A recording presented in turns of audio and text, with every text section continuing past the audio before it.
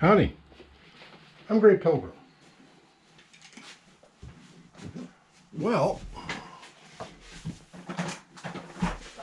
last time I did a video, I asked if anybody wanted a particular thing discussed.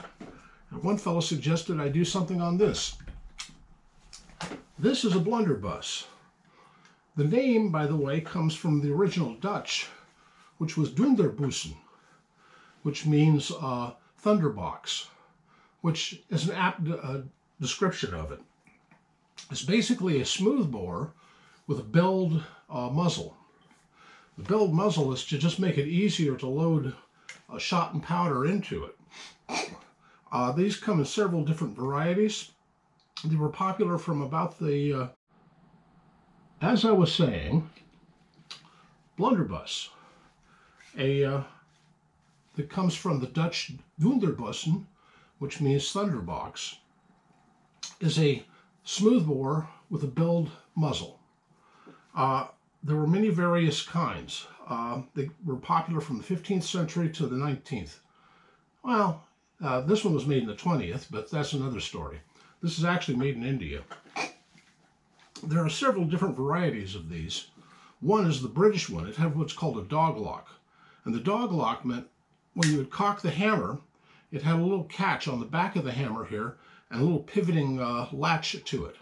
So you would engage that, and then even if you pulled the trigger, the dog lock would make sure that it doesn't fire. It's a safety. So you would then make sure your dog lock was off before you pulled the trigger. That was the idea. By the way, this one has a horrendous trigger. I'm going to, yeah, that's cocked. I'm going to fire it just so you can see. This is a flint. But it takes a good 20 pounds to do. The flint I have on here is a unique thing in itself.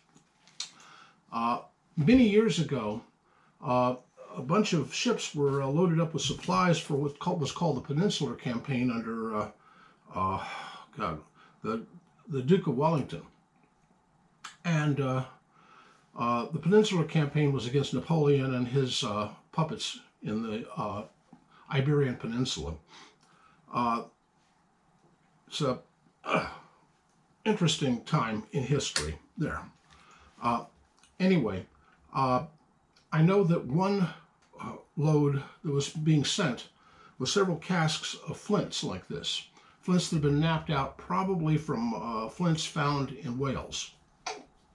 Well, they were loaded into a warehouse in London.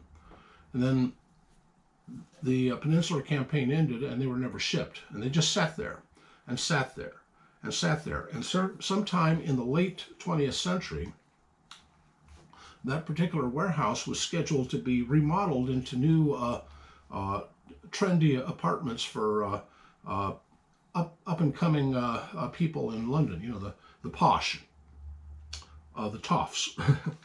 Anyway, they found these kegs full of flints. And soon after that, these little piles of flints showed up on eBay. And I bought some. So this is actually a flint that was napped out 200 years ago for a brown bass rifle. Anyway, the Dunderbussen or blunderbuss was a very powerful, popular weapon for short distances.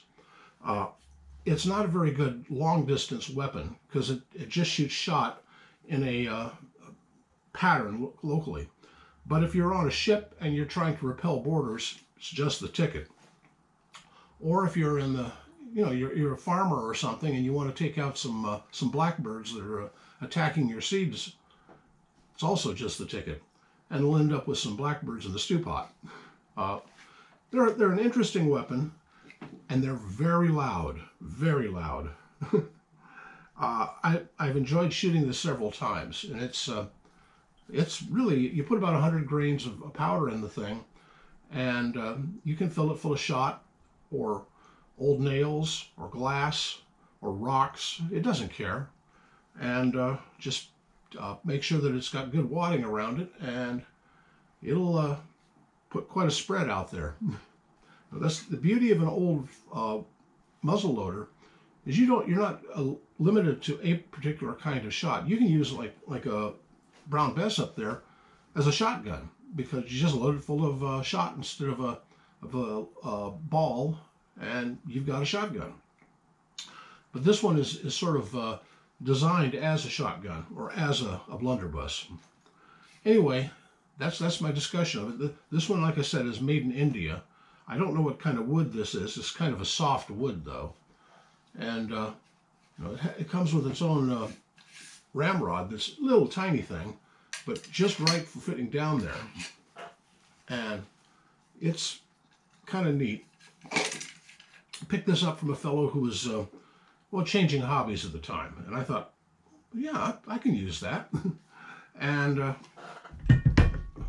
just another one of my weird guns that I just couldn't live without, Anyway, happy trails.